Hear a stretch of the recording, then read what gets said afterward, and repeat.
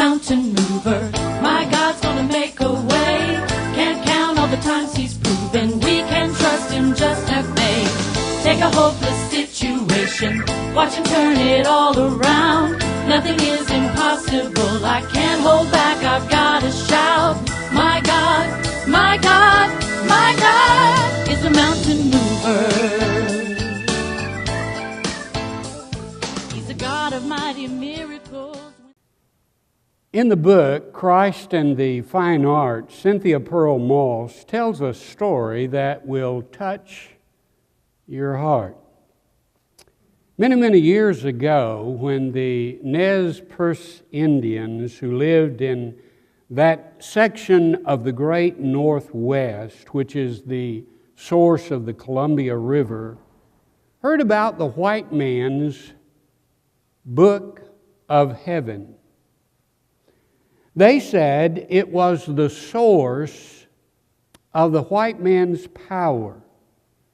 And traders had told them that one of these days, missionaries were going to come from the country toward the rising sun and bring with them the white man's Bible and tell them about this wonderful God. And so for years, they waited and watched in vain.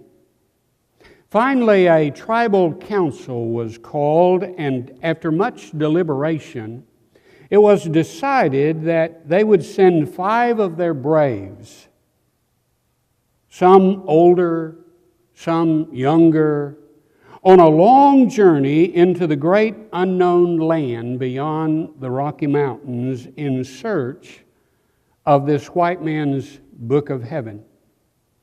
One spring morning, the 5 braves who had been chosen turned their faces eastward.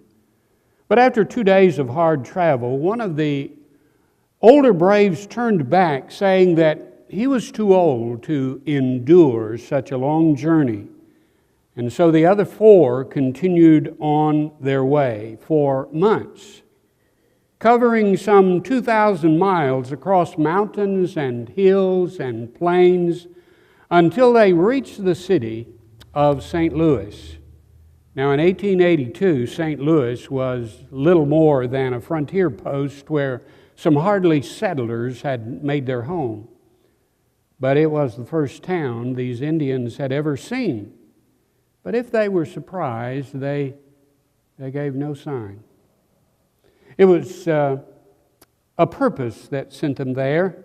And so they pushed their way through the streets, looking neither to the right nor to the left.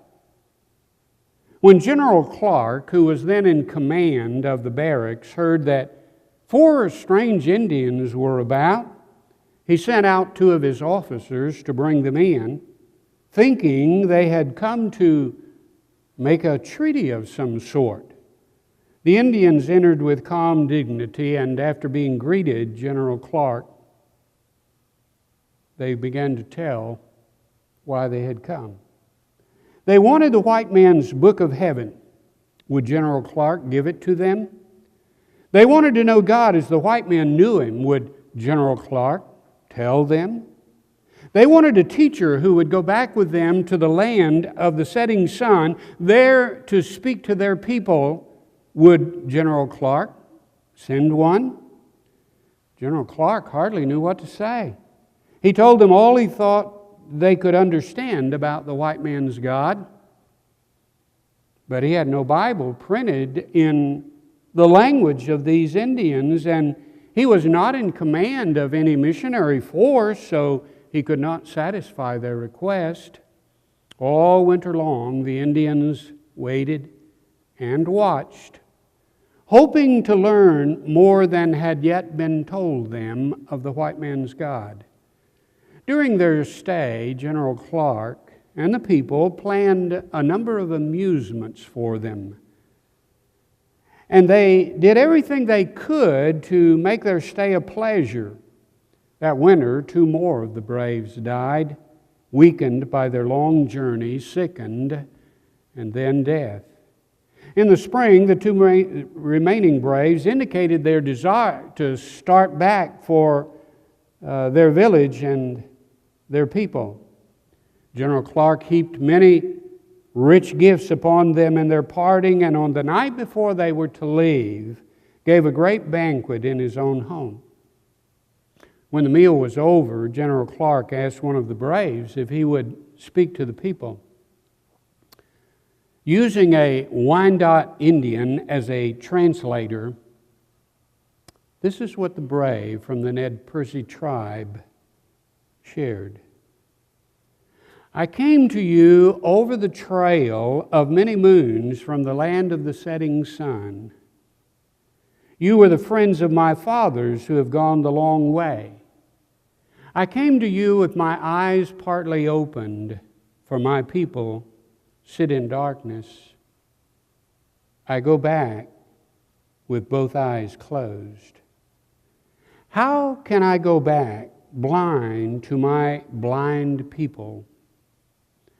I made my way to you with strong arms, through many enemies and strange lands, that I might carry back to them the book of heaven.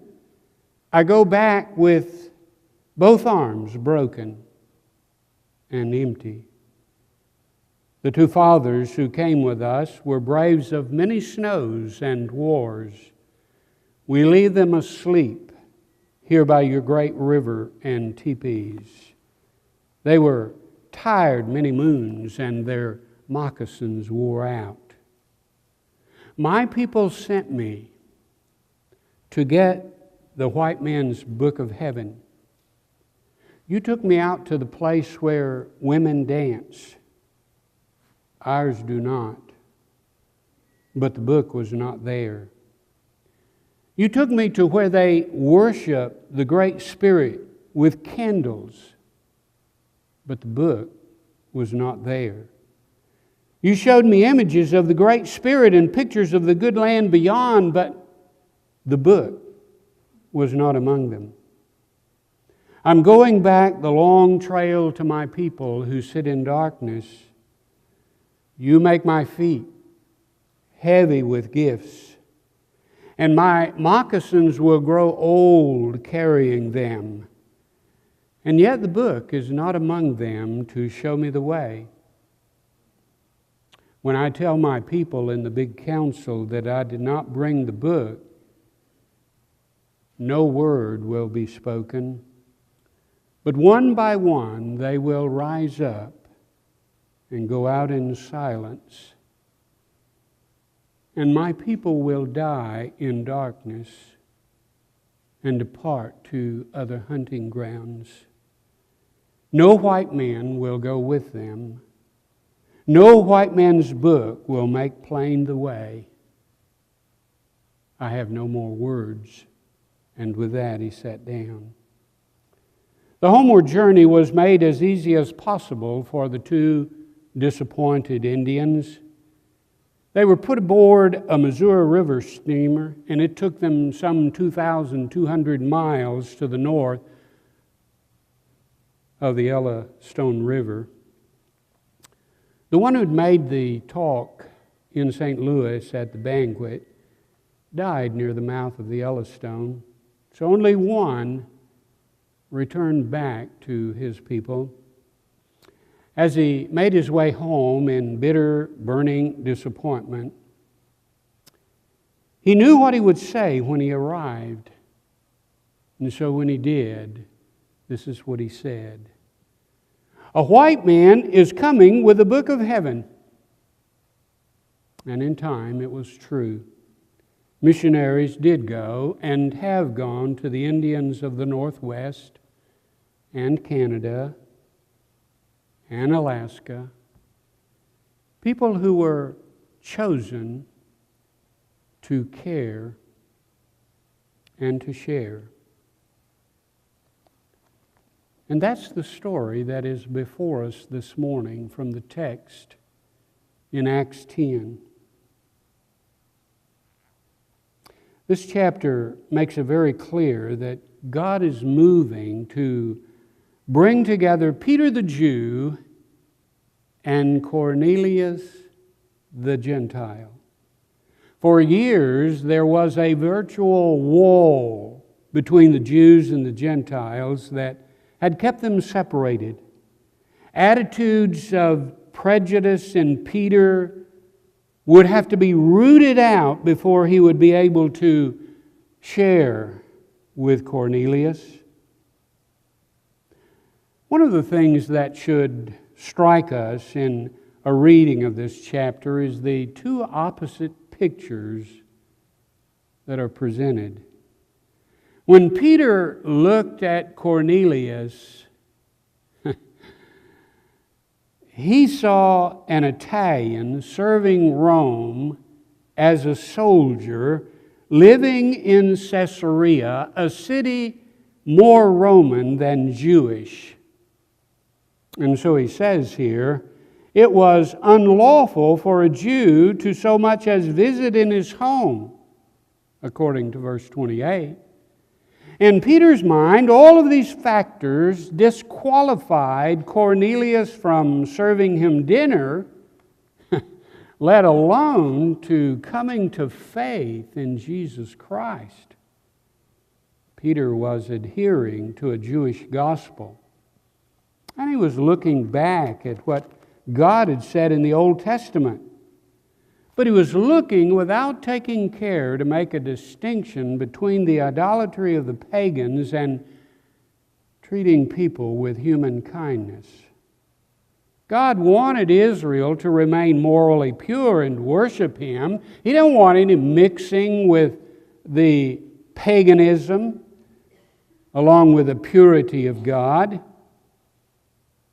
He knew there was widespread intermarriage with the other nations, that there was idol worship and pagan practices. So the Jew interpreted his exclusivism with God's rejection of the Gentiles. And through rabbinic interpretation, strict separation became the rule. By Peter's day, 400 years of Greek and Roman oppression had only hardened Jewish resolve to avoid as much contact as possible with foreigners. So Peter and the other Jews brought these attitudes into the church with them that was established on the day of Pentecost, and it made it impossible for them to reach out beyond the Jewish race. When they looked, they saw the Gentile as someone to be excluded. But when God looked at Cornelius, he saw something far different than what Peter saw. When God looked, he saw a man hungry and in need of something this world could not provide. The Bible tells us here he was devout. He was a God-fearer along with his household. He was a generous man who gave to the poor. He was a man of prayer and a man obedient to the message of an angel who had told him to send for Peter. God's view of Cornelius was contrasted to that of Peter, and how often is that true of us as well? We look at a person and say, well, you know, they're no good. Maybe someone has hurt us and we don't want to have any more to do with them. Perhaps they did something behind our back, and so we've washed our hands of them. Or perhaps we'll say, I remember what you said. I remember what you did. I have no way of remembering the times as I was growing up, hearing people say this to someone else. Go to hell. Can you imagine any worse thing that a person could say than that? A place where you are forever separated from God and His mercy and His grace. What a horrible thing to say to anyone. In fact, we should never want anyone to go to hell. Jesus came to earth to give His life to save those who were on their way. That's why He went to the cross. That's why He was willing to die, so that we could live and by faith receive Jesus Christ into our life. God was saying to Peter earlier, don't call unclean what I have cleansed. And this centurion soldier could be saved just as Peter was himself saved. But Peter was confused. You see, should he break with his culture and visit this Gentile, violating traditional codes handed down as if carrying the force of God's law? It was at least a 2-day walk from Joppa to Caesarea, and Peter was most likely busy with his thoughts on the journey. His emotional struggle is recorded for us here in verse 28. Ye know how it is unlawful thing for a man that is a Jew to come into your house like I'm doing here today. But along the way, God had broken down this wall in Peter's life and had given him the ability to care and then to share. Why have you sent for me? Peter asked. What do you want from me? Well, very simply, I want to know about Jesus. A lady was telling me this week that when she walks the streets of our city, she oftentimes confronts the people that are out on the street, and she begins to talk with them about God. And she told me how open they were to talk with her. Here is a picture of a man who had gathered his family, his friends, and who waited expectantly for Peter to arrive. Here is a picture of a good, moral, upright man, but one who is without Christ and has an emptiness in his life. He's lived up to the full potential of the light that he has, but he doesn't have enough light. He's still missing something that's leaving an emptiness in his life. There are people today who live good, moral, upright lives. And they're trying their best to be good people. But the question is, are they going to heaven or to hell? Look carefully at this passage. Here is a good, moral, upright man. And he's attempting to live the very best life that he can. So what happens to him? Well, the story of Cornelius tells us that when a person is obedient to all of the light that he has, God will give him more light, and God will bring into his life a source of hope. A person who can lead him to place his faith in the Lord Jesus Christ. So Peter arrives, and the Bible tells us he opened his mouth. I like that. I need to remember that too, because sometimes I just need to open my mouth. He told them about Jesus. I wonder what he told them. Well, we know some of the things that he told them, and he probably included his resurrection. Told him that Jesus died on the cross. And when he died on the cross, Peter said, our hearts were broken. We were completely disoriented. We believed that he was the Messiah. He was buried. They placed a guard around his tomb. But Cornelius, you're not going to believe this. On the first day of the week, that tomb was empty. It wasn't his tomb. They had just borrowed it to place him there. Think of it. Burying a man in a borrowed tomb. Like he's only going to need it for a little while, and then he's going to vacate it. And he can give it back. And that's just what he did. Oh, and we saw him after that. We were all crowded in this room, and he just walked right in. He didn't use the door. He just walked through the wall. And there he was. And later we saw him again. Over 500 of us were together, and we saw him, and he began to speak to us, and we watched, and as he was talking, he just started rising up from the ground, and a cloud received him out of our sight, and he was gone. We just stood up, looking up, our mouths hanging open. And here come two angels asking, Why are you just standing here gazing up into heaven? This same Jesus, He's going to come back. In the meantime, get to work doing what He gave you to do. Go back into Jerusalem, then to Judea and Samaria and to the ends of the earth. And Cornelius, you're about as close to the end of the earth as I've ever been. Right here today in your living room. By the way, did you know that there is not a single sermon recorded in the book of Acts that does not mention the resurrection of Jesus Christ? Peter understood that day that God was bigger than he had first understood Him to be. He was Lord of all, even the Gentiles, and this was a day of great change. In July 1969, all of America had just about stopped and watched, and they were waiting. And then came the words of Neil Armstrong as he stepped out on the surface of the moon. And this is what he said. That's one small step for man, but a giant leap for mankind. Well, Peter is here making a giant step. Those of us that know should share. Jesus is Lord.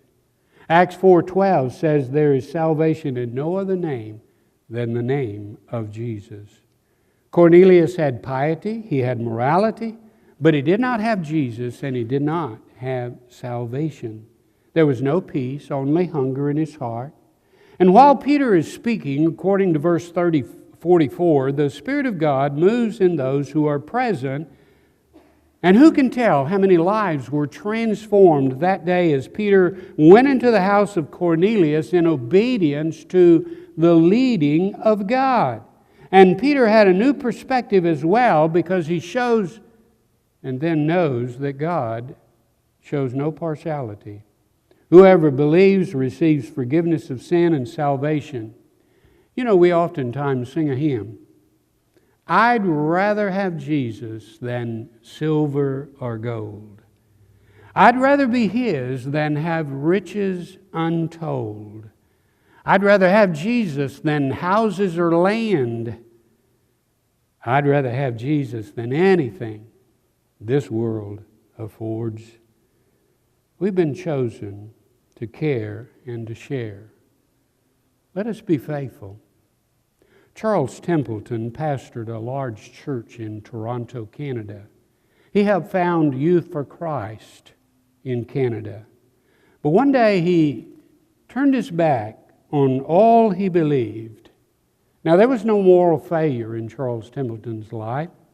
He just one day decided that he didn't believe what he had believed before about God.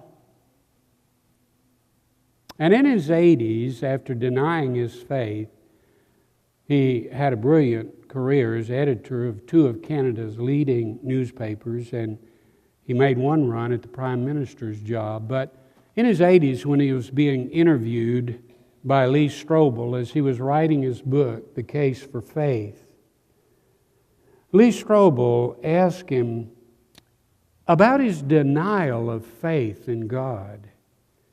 And Temple was unmoved and spoke of why he could no longer accept the God of the Old Testament. Strobel then, moving through, asked him, well, let me ask you one more question. What do you think of Jesus Christ? And to his astonishment, Templeton bowed his head and began to weep, great tears falling from his face. And through his sobs, this is what he said, I miss him. Now, I don't know about the end of Charles Templeton's life, but he and Billy Graham were very close. And Templeton began to share with Billy Graham about all the doubts and the questions and and the issues that he had with the Bible. And Billy Graham began to doubt the Word, and he began to be shaken in his faith. And Billy Graham took the Bible, and one night he went into the woods near where Arrowhead Springs today is, outside of San Bernardino. And Billy Graham came to a stump, all that was left of a tree. He opened his Bible, put it on top of that stump, got down on his knees, and he said, God, I don't understand everything in this book, and I don't think I ever will. But God, I say to you tonight, I have every confidence in you. And I know that by faith I have been saved. And so by faith I'm going to serve. And we all know the outcome of that 1940s encounter that Billy Graham had. Templeton went one way. Billy Graham went another. We've been chosen to care and to share. Which way will we go? Would you bow your heads just for a moment? Heavenly Father, I just want to thank you that here today as we're gathered in this place, that we know that your love is real, that Jesus Christ actually came to this earth, and that he was God in the flesh. He went to the cross and he died so that we could live. And he opened his arms wide to embrace those who by faith would receive him. Would you help us today to look carefully at that offer? He never promised that the cross would not get heavy and the hill would not be hard to climb. He never offered our victories without fighting, but he said help would